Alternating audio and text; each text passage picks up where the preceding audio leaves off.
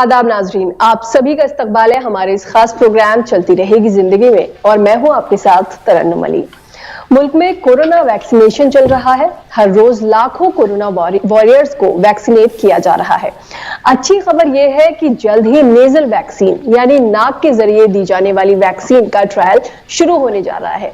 ये nasal vaccine Bharat biotech बना रही है। 4 से 5 महीने में कोरोना की ये वैक्सीन लॉन्च करने की प्लानिंग है। लैब में जानवरों पर यह वैक्सीन कामयाब रही है। इंसानों के लिए ये कितनी सेफ है इसका पता ट्रायल के बाद ही चलेगा। तो आज चलती रहेगी जिंदगी में बात होगी नेजल वैक्सीन की और साथ ही मेरी जिंदगी फीमेल रॉक बैंड से बात होगी उनके नए सॉन्ग को लेकर के। तो आइए इस्तकबाल कीजिए हमारे साथ जुड़े आज के खास मेहमानों का। हमारे साथ है internal medicine expert doctor Swati Maheshwari, मेरी जिंदगी फीमेल रॉक बैंड की फाउंडर डॉक्टर जया तिवारी और मेरे साथ ही हैदराबाद से जुड़े हैं अभय उपाध्याय। आप सभी का इस्तकबाल है हमारे इस खास प्रोग्राम में। तो नाज़रीन, आप भी हमारे इस प्रोग्राम में शामिल हो सकते हैं, हमें कॉल कर सकते हैं। हमारे नंबर्स लगातार आपकी टीवी स्क्रीन पर फ्लैश हो रहे हैं। और हाँ, जब भी आप हमें कॉल करें तो अपनी टीवी की आवाज बंद कर दें, हमें इंतजार रहेगा आपके सवालों का। जया जी, सबसे पहले आपसे बात करेंगे। आपका ये जो बैंड है मेरी जिंदगी फीमेल रॉक बैंड, हमेशा ही ये ऐसे गाने लेकर आता है जो सोशल इश्यूज से जुड़े हुए होते हैं। इस बार आप वैलेंटाइंस डे पर एक गाना लेकर आए हैं, तो ये गाना क्या है, इसका मकसद क्या है और वैलेंटाइंस डे ही क्यों? सबसे पहले तरन्नुम जी धन्यवाद, न्यूज़ 18 उर्दू को धन्यवाद देते हैं कि आपने मौका दिया। वैलेंटाइन डे एक कहा जाए तो ये पूरा महीना जो है ये मोहब्बत का महीना है और मोहब्बत में कभी हमारे पास जात, हमारी अमीरी गरीबी कहीं पे भी नहीं आती है। ये बैंड मेरी जिंदगी बैंड हमेशा मुद्दों को उठाता रहा है, स्पेशली महिलाओं और बेटियों के मुद्दों को, कि सोसाइटी में उनके संग कैसा जो है भेदभाव होता है उसको कैसे रोका जाए। ये जो गाना है चवन्नी सी औकात, ये एक रियल इंसिडेंट पे ये गाना बना है। मेरी एक बहुत ही अजीज मित्र थी, उनसे बात हो रही थी और उनके हस्बैंड ने उनको कुछ ऐसे ही ढेर सारी बातें ताने देते हुए ये भी एक लाइन ऐड करी कि चवन्नी सी औकात नहीं है तुम्हारी। मेरी उनसे बात हो गई और उसके बाद ये लाइन मुझे ऐसी चिपक गई दिमाग में और मैंने दूसरे दिन ये गाना देखा चवन्नी सी औकात। और ये गाना मैं आपके व्यूअर्स के लिए भी कुछ लाइनें इसकी गुनगुनाना चाहती हूँ। बिल्कुल। और आपको एक चीज इसमें और भी बताऊं तरन्नुम जी, ये बड़ी खास है कि इस गाने का जब रिकॉर्डिंग हुआ तो हमने इसमें रियल चवन्नियों का भी यूज किया जो इसमें मेरे पास है। आप इसकी खबर सुन सकती है। जी, मैं आपके व्यूअर्स के लिए ये गीत की 2 लाइनें जरूर गाऊंगी। बिल्कुल। चवन्नी सी औकात दिखा दी है सनम, सोडा की बोतल तुम, खाली बोतल से हम, दिल से हारे थे तुमसे हारे थे हम, जीत भी क्या जीते जब खुद हारे सनम, चवन्नी भी औकात दिखा दे जो सनम, तुम ना रहोगे तुम, हम ना रहेंगे हम। जी बहुत खूब जया जी, मैं चाहूंगी कि आपका ये जो सॉन्ग रिलीज होने वाला है वो हम पहले व्यूअर्स को दिखा दें और फिर इस सॉन्ग के बारे में आपसे बात करें। जी बिल्कुल। दिखा दी है सनम चवन्नी सी औकात, दिखा दी है सनम, सोडा की बोतल तुम, खाली बोतल से हम, सोडा की बोतल तुम, खाली बोतल से हम, चवन्नी सी औकात, प्यार प्यार धोखा शोका इश्क से दुनिया ने रोका, प्यार प्यार धोखा शोका इश्क से दुनिया ने रोका, प्यार प्यार धोखा शोका इश्क से दुनिया ने रोका, प्यार प्यार धोखा शोका इश्क से दुनिया ने रोका।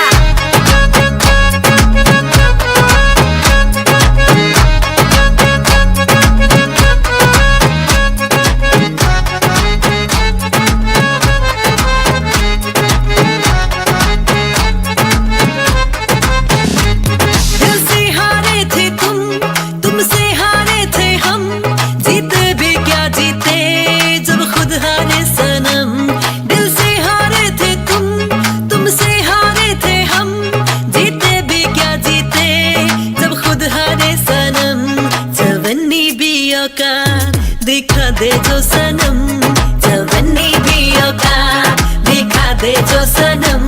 तुम ना रहोगे तुम, हम ना रहेंगे हम, तुम ना रहोगे। तो जया जी, ये आपका जो आने वाला सॉन्ग है ये हमने देखा, इसको बनाने में आपको कितना वक्त लगा और लिरिक्स इसमें किसकी हैं? इसपे ये जो गीत लिखा गया है वो मैंने इसको लिखा है और पूरे बैंड ने इसमें अपनी शिरकत करी है। और इसमें हमने रियल चवन्नियों को जब इमेजिन किया कि अगर इसकी रिकॉर्डिंग में इसका जो म्यूजिक क्रिएट किया है वो ऋषि चौहान ने किया हुआ है और इसको अरुंधति फिल्म्स ने इसको प्रोडक्शन किया है और बहुत सारे लोग इस पे लगे। बट एक महीने में हमें ये लगा, हमारे बैंड के जो मैनेजर है, मेंबर है निहारिका ने एक महीने चवन्नियां इकट्ठा करना शुरू किया। ये उन्हीं का आइडिया था कि मैम अगर इसमें चवन्नियां रियल ऐड करें तो मेरे ख्याल से गाने का रिलेवेंस बढ़ जाएगा, क्योंकि चवन्नी फिर जब हमने ढूंढना शुरू किया तरन्नुम जी, तब हमें शायद रियल औकात पता चली। नहीं जया जी, ये तो बहुत अच्छी बात है, आपने एक प्रतीक के तौर पे इस्तेमाल किया चवन्नी को, और हमें खुद की अहमियत को समझने की एक, मुझको लगता है इस गाने के जरिए आपने ये कोशिश की है। तो ये वैलेंटाइन डे पर अमूमन ऐसा होता है कि प्यार मोहब्बत के जो एक रवायत रही है वैसे गानों को रिलीज करने की, वहाँ खुद से प्यार करने की का एक आपने जो मैसेज देते हुए जो गाना पेश किया है, इसके पीछे क्या सोच थी कि चलिए वैलेंटाइन पे ही इसको हम पेश करते हैं? जी एक्चुअली देखिए क्या होता है कि हम एक दिन एक तारीख मुकर्रर कर लेते हैं अपने प्यार को इजहार करने के लिए। ये एक ब्रेकअप सॉन्ग है और 14th हमने बहुत सारे लोग ख्वाब सजाएंगे एक दूसरे के साथ रहने का, बड़े बड़े वादे करेंगे, लेकिन उन जब वादों को निभाने का वक्त आता है, हम एक बंधन में बनते हैं, हम शादी करते हैं, बट उसके बाद धीरे धीरे क्या होता है कि उस रिलेशन को हम उस तरीके से उतना उसकी वैल्यू नहीं करते हैं। तो ये उस दिन इसलिए गाना रिलीज कर रहे हैं हम कि आप आगे जो फ्यूचर अभी आप प्लान कर रहे हैं, थोड़ा सोच समझ करके। कभी कभी क्या होता है, हम किसी से इन्फ्लुएंस होते हैं और हम इस रिलेशन की ओर बढ़ जाते हैं, बट मुझे लगता है बहुत ठोक पीट के किसी रिलेशन में बंधना चाहिए और उसको मजबूती के साथ निभाना चाहिए। बिल्कुल, भावनाओं में बहने का वक्त नहीं है और ये सच्चाई को समझने का वक्त सचमुच आ गया है और बहुत ही अच्छा मैसेज भी आपने दिया है। तरन्नुम डॉक्टर स्वाति भी जुड़ी हैं हमारे साथ। डॉक्टर स्वाति, जो तरन्नुम ने बात की थी नेजल वैक्सीन की, ऐसा लगता है कि एक वो दौर था जब पोलियो के लिए वैक्सीन दी जाती थी और साल्क सैबिन ने वो ओरल वैक्सीन उन्होंने ईजाद की थी, तो एक माइलस्टोन था, एक बहुत बड़ा चेंज आया था। तो क्या हम उम्मीद करें कि कोरोना को लेकर भी वैसी ही पहल होने जा रही है? जी हाँ, बिल्कुल। और ऐसा माना जा रहा है कि अगर नेजल वैक्सीन अपने आप में सक्सेसफुल होती है तो ये गेम चेंजर के रूप में होगा, क्योंकि नेजल वैक्सीन के कई और फायदे हैं जो कि अभी हम जो वैक्सीन यूज कर रहे हैं, जिनका कि हम टीका लगाते हैं, उसके ऊपर नेजल वैक्सीन के कई और फायदे हैं। खास तौर से अगर आप समझें तो अभी ये बात साफ तौर से समझ आ रही है कि जो वैक्सीन हम लगा रहे हैं उससे क्या हम ट्रांसमिशन को रोक पाएंगे। तो ये एक बहुत बड़ी चुनौती मौजूदा वैक्सीन के साथ है कि हम ट्रांसमिशन को नहीं रोक पा रहे हैं, लेकिन नेजल वैक्सीन के साथ हमें ये एक एडेड एडवांटेज मिलेगा, क्योंकि नेजल वैक्सीन जो है वो नाक के द्वारा देने जाने वाली वैक्सीन है और ऐसे में क्योंकि ये वायरस भी नाक से ही शरीर के अंदर प्रवेश करता है, तो ये वैक्सीन नाक के अंदर भी लोकल इम्यूनिटी पैदा करेगी, यानी कि जो हमारा म्यूकोजा नाक के अंदर होता है वहां भी ये एक इम्यूनिटी पैदा करेगी, जिसकी वजह से एक तो वायरस को अंदर प्रवेश करने में दिक्कत होगी और दूसरा जो लोग इन्फेक्टेड हैं, चाहे वो एसिम्प्टोमेटिक कैरियर्स हैं, यानी कि उन्हें कोई लक्षण नहीं है, लेकिन अगर वायरस उनके अंदर है तो वो आगे शेड नहीं कर पाएंगे। यानी कि ट्रांसमिशन को रोकना जो है वो एक बहुत महत्वपूर्ण कड़ी है और वो हम नेजल वैक्सीन के द्वारा जो है सक्सेसफुली कर पाएंगे। तो ये एक बहुत बड़ा एडवांटेज नेजल वैक्सीन के साथ देखा जा रहा है। दूसरा, अभी जब ये कितनी बड़ी चुनौती है कि हमें विश्व के सभी लोगों तक वैक्सीन पहुंचानी है, तो टीकाकरण अपने साथ और भी बहुत चुनौतियां लेकर आ रहा है कि आपको लोग चाहिए, आपको कोल्ड चेन मेंटेन करनी है, टीका लगाने के लिए भी आपको लोग चाहिए। तो ये भी एक जो चुनौती है ये नेजल वैक्सीन से बहुत आसानी से पार हो जाएगी, क्योंकि फिर वैक्सीन को देना बहुत आसान हो जाएगा। एक स्प्रे की तरह नाक में आपको ये वैक्सीन देनी होगी, तो चाहे बड़े बुजुर्ग हो चाहे बच्चे हो, सभी को यह वैक्सीन देना आसान हो जाएगा। तो कई सारे फायदे देखे जा रहे हैं नेजल वैक्सीन से। हमने कई सारी वैक्सीन देखी हैं, बच्चों को भी दिलवाया है, खुद हमें भी कई वैक्सीन लगी हैं। नेजल वैक्सीन का कॉन्सेप्ट उतना क्लियर नहीं है। मतलब क्या अभी कोई ऐसी वैक्सीन है जो ये जो नेजल वैक्सीन है, या फिर ये पहला अपने आप में है? देखिए, इन्फ्लुएंजा की जो वैक्सीन आती है फ्लोमिस्ट के नाम से, वो एक नेजल वैक्सीन ही है जिसका इस्तेमाल हम कर रहे हैं अभी तक, लेकिन ये इन्फ्लुएंजा के लिए है और अभी उसमें कुछ चुनौतियां भी थी, क्योंकि वो उसमें जो वायरस का इस्तेमाल होता है उसको हम वायरस को कंप्लीटली मारते नहीं है, उसको शीन करके इस्तेमाल करते हैं।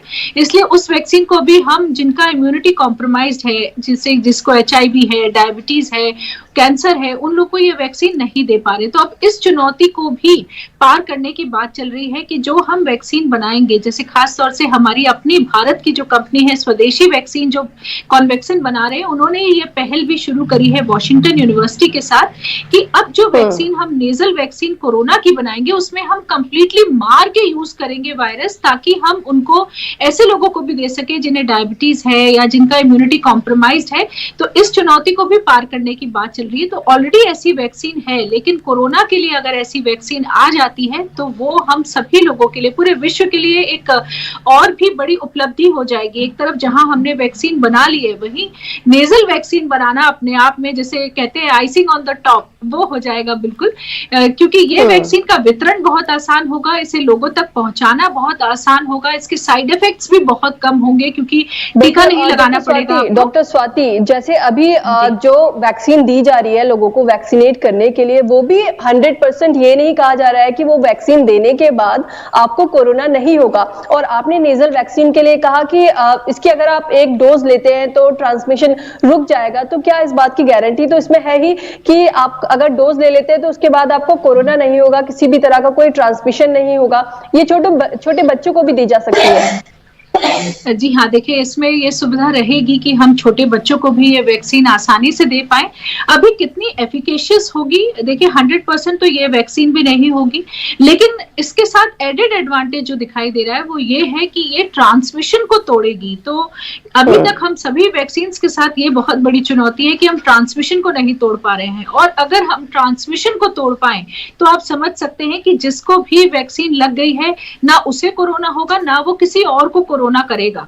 ये एक बहुत बड़ा एडवांटेज है जो नेजल वैक्सीन के साथ दिखाई दे रहा है। और वहीं इसका उत्पादन करना भी आसान होगा, क्योंकि जो हमारी एग्जिस्टिंग लैब्स हैं, जो हमारे एग्जिस्टिंग इंफ्रास्ट्रक्चर है, कि चाहे हम किसी भी देश की बात करें, तो वहां भी ये आसानी से करना जो है इजी, मतलब आसान होगा करना। तो ये भी एक एडेड एडवांटेज इसके साथ दिखाई दे रहा है कि उत्पादन वैक्सीनेशन प्रोग्राम चलाने के लिए हमें हेल्थ वर्कर्स की जरूरत पड़ती है, लेकिन जब ये वैक्सीन आ जाएगी, जब ये वैक्सीन मार्केट में अवेलेबल होगी, तो क्या तब भी हमें हेल्थ वर्कर्स की जरूरत पड़ेगी या तब जरूरत नहीं पड़ेगी? देखिए बहुत लिमिटेड हो जाएगा तब उनका रोल, और शायद हमें इतनी जरूरत ना पड़े, क्योंकि जिस तरह से आपने देखा होगा कि अस्थमा से या जो और भी क्रॉनिक फेफड़ों की बीमारियों से जूझ रहे होते हैं लोग, वो इनहेलर्स का इस्तेमाल करते हैं। और ये इनहेलर्स लेना बहुत आसान होता है, क्योंकि आपको एक छोटा सा ट्यूब जैसा एक इंस्ट्रूमेंट होता है जिसको दबा करके आपको अंदर लेना होता है।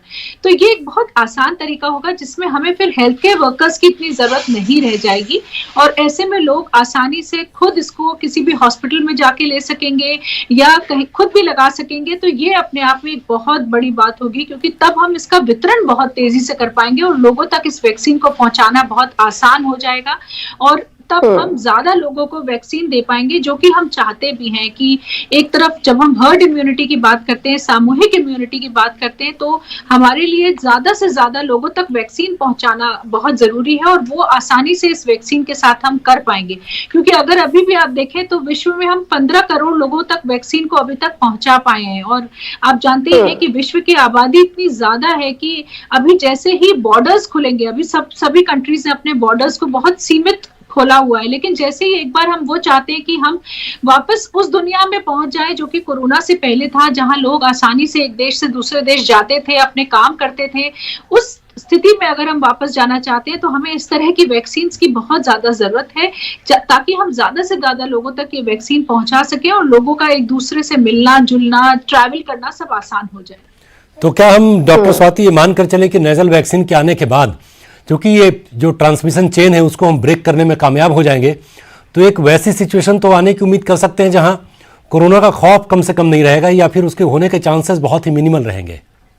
बिल्कुल। और देखिए, अभी जो शुरुआती जानवरों के अंदर जो परीक्षण किया गया है इस वैक्सीन का, उससे अच्छे नतीजे सामने आए। देखा गया है कि जानवरों में एक से दूसरे में कोरोना नहीं हुआ है, और इसीलिए अब हमारे भारत में भी इसका फेज 1 ट्रायल शुरू हो रहा है, जो कि 75 लोगों पर किया जाएगा।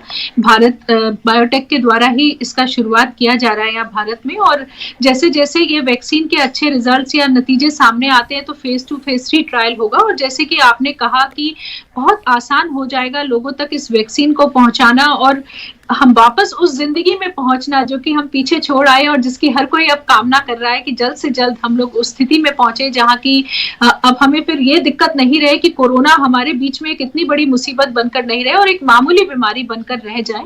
उसके लिए बहुत जरूरी है कि हम लोगों तक वैक्सीन को पहुंचाएं। और जिस तरह से आप देख भी रहे हैं कि भारत अभी तक सबसे ज्यादा सभी देशों में सबसे आगे रहा है, क्योंकि हम 70 लाख लोगों तक ऑलरेडी इस वैक्सीन को पहुंचा चुके हैं। और अब सरकार भी और प्रयास करेगी कि और वैक्सीन भारत में आए, ताकि हमारा वितरण प्रणाली जो है वो और ज्यादा उसका स्वरूप जो है और बड़ा हो सके। हम कॉर्पोरेट्स की बात करें या हम आम जनता की बात करें, क्योंकि देखिए अभी तो हम बहुत कम लोगों तक वैक्सीन पहुंचा पा रहे हैं, और हमने अपनी एक सूची बनाई हुई है जहां तक हम वैक्सीन पहुंचा रहे हैं। लेकिन आने वाले समय में हम आम जनता तक वैक्सीन पहुंचाना चाहते हैं, और वो तभी होगा जब हमारे पास और वैक्सीन होंगे, विकल्प होंगे, ताकि हम ज्यादा से ज्यादा उसका डिस्ट्रीब्यूशन कर सके। जी, डॉक्टर स्वाति आप हमारे साथ बने रहिए, हम आपके पास वापस आएंगे। जया जी, आपसे बात करेंगे। आपके जो गाने होते हैं हमेशा ही किसी ना किसी मुद्दे को लेकर के होते हैं, तो आपके जो गाने हैं क्या वो बदलाव लाना चाहते हैं, और आपकी जो भी अब तक कोशिश रही है उससे क्या आपको लगता है कि कुछ बदलाव देखने के लिए मिला? तरन्नुम जी, ये जो बैंड है, ये बैंड बना ही मुद्दों को उठाने के लिए था, और लगातार हम अपने मुद्दे उठाते हैं। और 8 मार्च महिला दिवस जो है वो भी हमारे लिए बड़ा खास है। वैलेंटाइन डे पे लोगों ने कहा कि आप ये हार्ट ब्रेकिंग सॉन्ग क्यों लेकर के आ रहे हैं। हमने कहा कि हम एक जगाने के लिए ये सॉन्ग लेकर के आते हैं कि अगर आप किसी रिलेशन में बनने जा रहे हैं तो प्लीज एक बार उसको, क्योंकि आप जब भी एक बंधन में बन जाते हैं, आज हो सकता है 14 को बहुत सारे लोग कमिटमेंट करें कि हम ताउम्र एक दूसरे के साथ रहेंगे, बट उससे पहले रियलाइज करना अपने रिलेशन को बहुत जरूरी है। बट 8 मार्च में जो गीत हम लेकर के आ रहे हैं वो महिलाओं की शिक्षा, उनके स्वास्थ्य, उन सभी चीजों का समावेश है। वो कैंपेन है बोलो, जो हम 1 जनवरी को शुरू करना चाह रहे थे, और वो कोरोना और इन चीजों के कारण वो नहीं हो पाया। बट 8 को ये आ रहा है कैंपेन बोलो, जिसमें रेज योर वॉइस, अगर आप में दम है तो बोलो। मैं इसकी कुछ लाइनें आपके लिए जरूर गुनगुनाना चाहती हूँ। बिल्कुल। जस्ट बोलो बोलो बोलो, जस्ट बोलो, पढ़ना लिखना है अधिकार कहती है हर एक सरकार, फिर भी रह जाती तू वंचित, इसमें तेरा ही अपराध। गलती इतनी थी, भरोसा खुद पे नहीं किया था, जीती रही सबके लिए खुद को नहीं जिया था। अब तो बोलो बोलो बोलो, जस्ट बोलो, अब तो बोलो बोलो बोलो, जस्ट बोलो, पढ़ना लिखना है अधिकार। यहाँ पे शिक्षा की बात हो रही है। अब बात आती है सिक्योरिटी की। ABCD का धागा साथ देने वाला भागा, इज्जत सीने के लिए नहीं बना है कोई धागा। ये जो लाइन है इसमें बहुत डेप्थ है, इसको प्लीज मैं दोबारा आपको बता रही हूँ। मैं चाहती हूँ कि आपके व्यूअर्स इसके डेप्थ को भी समझें। ABCD का धागा साथ देने वाला भागा, इज्जत सीने के लिए नहीं बना है कोई धागा। दुनिया पूछे कि चुनरी पे बिटिया दाग कैसे लगा, कह देना गिन नहीं पाई, उसमें था शायद तेरा भाई, दम घुट रहा था हर पन्ना, पूछो कितना चिल्लाई। गलती इतनी थी, भरोसा खुद पे नहीं किया था, जीती रही सब के लिए खुद को नहीं जिया था। अब तो बोलो बोलो बोलो, जस्ट बोलो, अब तो बोलो बोलो बोलो, जस्ट बोलो। आपको जब भी लगे कि आज यहाँ पे बोलना है तो सोचना नहीं है, अपनी आवाज उठानी है।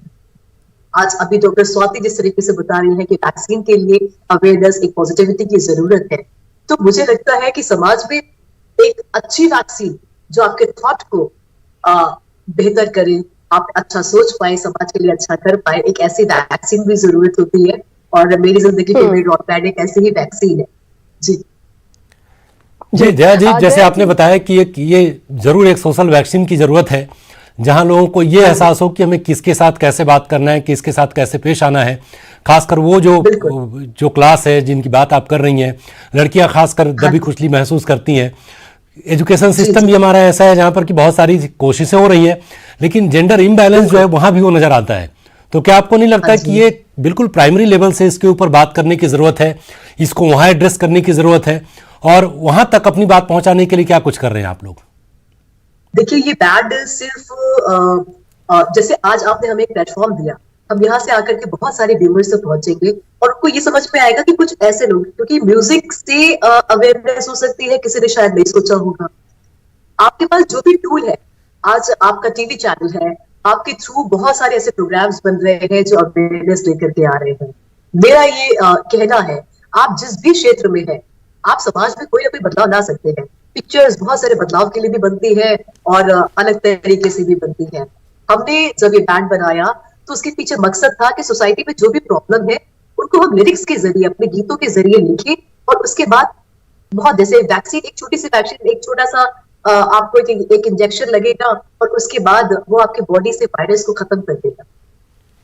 लेकिन उस छोटे से इंजेक्शन को जो है वो मेरे ख्याल से सबको इतनी जागरूकता और इतना मनोबल स्ट्रांग होना चाहिए कि आप भी वो डॉक्टर बन सकते हैं।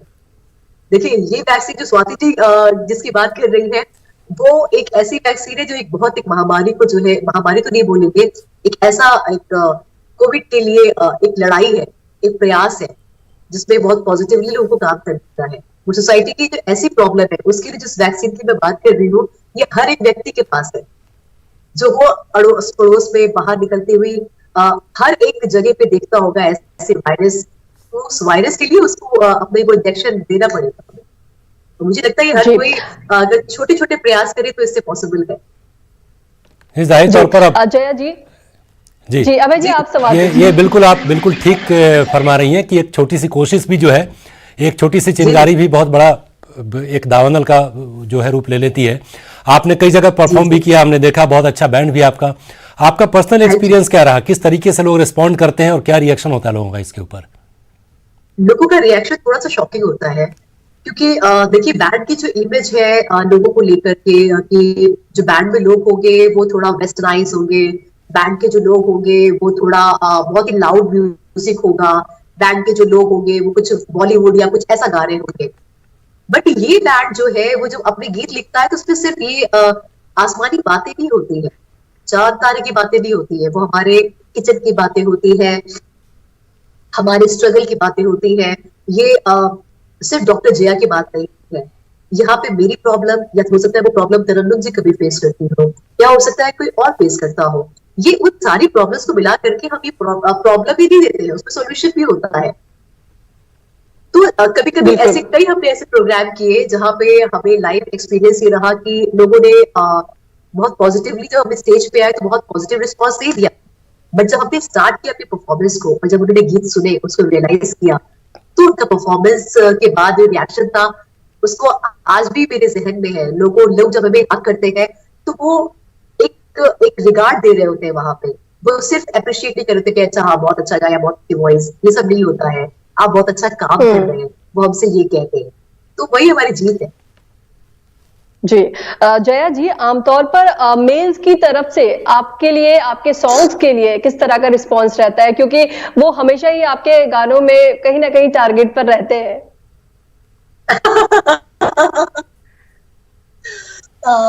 तरन्नुम जी, मैं सच बताऊं, मैंने ये बात कई जगह कोट करी हुई है कि ये फीमेल रॉक बैंड जरूर है, बट ये पुरुष विरोधी बिल्कुल नहीं है।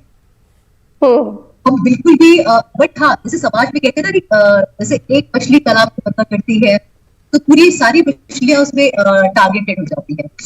बट आज हम जिस जगह पे है, आज ये बैंड जिस जगह पे है, उसमें बहुत सारे पुरुषों का हाथ रहा है, चाहे वो मेरे हस्बैंड हो, मेरा बेटा हो, बैंड के और मेंबर्स हैं, उनके घर के मेल मेंबर्स, इवन हमें ऑर्गेनाइजर्स बुलाते हैं, वहां के मेल मेंबर्स, हमें जो मीडिया आप तक पहुंचाता है, वहां के मेल मेंबर्स, हम उनको कैसे शुक्रिया नहीं अदा करें कि उनके कारण आज हम यहाँ पे हैं।